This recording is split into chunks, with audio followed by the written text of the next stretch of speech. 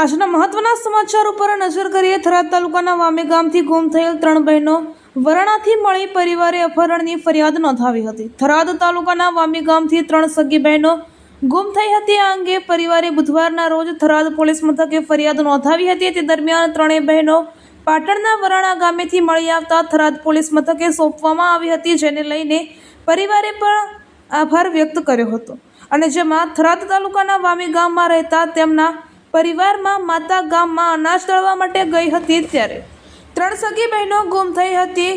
ત્યાર પછી પરિવારજનોએ 3 દીકરીઓની ગામમાં ખેતરોમાં તથા સીમમાં શોધખોળ કરી હતી, અને જોકે ન મળતા અજાણ્યો શખ્સ અપહરણ કરી ગયો હોવાની થરાદ પોલીસ મથકે ફરિયાદ નોંધાવી હતી। તે દરમિયાન 3 બહેનો પાટણના વરાણા ગામે ખોડિયાર માતાજીના મંદિરના પરિસરમાંથી સમી પોલીસને મળી આવી અને 3 બહેનોને થરાદ પોલીસ મથકે પરત સોંપવામાં આવી હતી।